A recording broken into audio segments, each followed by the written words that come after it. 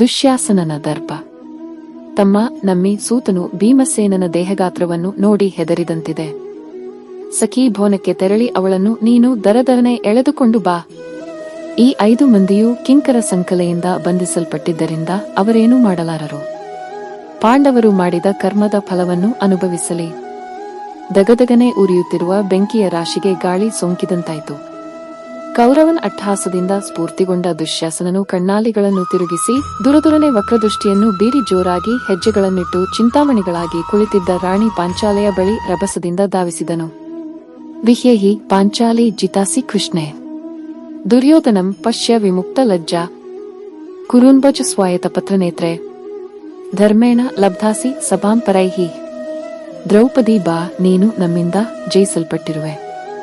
ಲಜ್ಜೆಯಿಂದ ವಿಮುಕ್ತಳಾಗಿ ರಾಜಾದಿರಾಜನಾದ ಕೌರವನ ದರ್ಶನವನ್ನು ಮಾಡು. ಪದ್ಮದಳ ನೇತ್ರೆ, ಕುರುನುಪತಿಗಳ ಸೇವೆಗೆ ಸಿದ್ಧಳಾಗು. ಜೂಜಾಟದ ನಿಯಮಾವಳಿಯ ಪ್ರಕಾರ ನಾವು ಗೆದ್ದು ಧರ್ಮ ಪ್ರಕಾರ ನಿನ್ನನ್ನು ವಶ ಮಾಡಿಕೊಂಡಿದ್ದೇವೆ. ಸಭಾಮಂದಿರಕ್ಕೆ ಬರಲು ದ್ರೌಪದಿಯು ಉತ್ತರಿಸದೆ ಮುಖವನ್ನು ತಗ್ಗಿಸಿದಳು. ದುಶ್ಯಾಸನ, ನೀನು ಧರ್ಮರಾಯನ ತಮ್ಮನಾದುದರಿಂದ ನನ್ನ ಮೈದುನನಾಗಿರುವೆ. ವಿಧಿವಿಲಾಸವೋ ಏನೋ, ನನ್ನ ಪತಿಯು ದ್ಯೂತದಲ್ಲಿ ಸೋತಿರಬಹುದು, ಆದರೆ ನಾನು ಸಭೆಗೆ ಹೇಳಿ ಕಳುಹಿಸಿದ ಪ್ರಶ್ನೆಗೆ ಉತ್ತರ ತಂದಿರುವೆಯಾ? ತಮ್ಮ, ನಾನು ಈಗ ರಜಸ್ವಲೆಯಾಗಿದ್ದೇನೆ. ಪುಷ್ಪವತಿಯಾದವಳಿಗೆ ಸಭಾ ಪ್ರವೇಶ ನಿಷಿದ್ಧವೆನ್ನುವುದು ಶಾಸ್ತ್ರೋಕ್ತವಾದ ನುಡಿಯಾಗಿದೆ.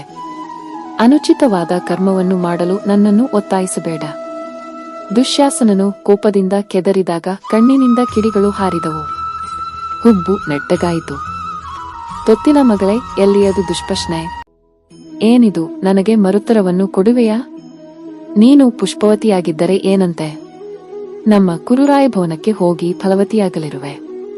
ತಿಳಿಗೇಡಿಗಳಾದ ನಿನ್ನ 5 ಪತಿಗಳು ತಮ್ಮನ್ನು ಸೋತುಕೊಂಡ ಮೇಲೆ ನಿನ್ನನ್ನು ಒಡ್ಡಿದರು. ನಮ್ಮೆಲ್ಲರನ್ನೂ ಪ್ರಶ್ನಿಸುವ ನೀನಾರು? ಮಂಡಿಸಿರುವ ಮಂಚದಿಂದ ಇಳಿದು ಬಾ. ನಮ್ಮ ದಾಸಿಯರ ಸಾಲಿನಲ್ಲಿ ನಿಲ್ಲು. ಅಣ್ಣನ ಆಜ್ಞೆಯಂತೆ ಸಭೆಗೆ ನಡೆ ಎಂದು ಹುಂಕರಿಸಿ ದ್ರೌಪದಿಯ ಸಿರಿಮುಡಿಗೆ ಬಲಾತ್ಕಾರದಿಂದ ಹಸ್ತವನ್ನೆಕ್ಕಿದನು. ಆಗಲೇ ಕೆಲ ದಿನಗಳ ಹಿಂದೆ ನಡೆದಿದ್ದ ರಾಜಸೂಯ ಯಾಗದಲ್ಲಿ ಭೂಮಂಡಲದ ಅನೇಕ ಮಹಾಪವಿತ್ರ ಕ್ಷೇತ್ರಗಳಿಂದ ತಂದ ತೀರ್ಥೋದಕವು ವರಮುನಿಗಳ ಮಂತ್ರೋಚ್ಚಾರಣೆಯಿಂದ ದ್ರೌಪದಿಯ ಕೇಶರಾಶಿಯ ಮೇಲೆ ಅಭಿಷೇಚಿಸಲ್ಪಟ್ಟಿತ್ತು. ಆ ಪುಣ್ಯಜಲಾಭಿಷೇಕದಿಂದ ಪವಿತ್ರವಾದ ದ್ರೌಪದಿಯ ಸಿರಿಮುಡಿ ಎಂದು ಭಾವಿಸದೆ ಮಹಾಪತಿವ್ರತೆಯ ವೇಣಿಗೆ ಕೈಕ್ಕಿದನು. ಹುತ್ತದೊಳಗೆ ಹಾಯಾಗಿ ನಿದ್ರಿಸುತ್ತಿದ್ದ ಸರ್ಪವನ್ನು ತುಳಿದು ಎಬ್ಬಿಸಿದ ಹಾಗಾಯಿತು. ಆ ಮಹಾಸತಿಯು ಕೃಷ್ಣ ಕೃಷ್ಣ ಎಂದು ಶಿಶುವಿನಂತೆ ದೇವನಿಗೆ ಮೊರೆಯಿಟ್ಟಳು.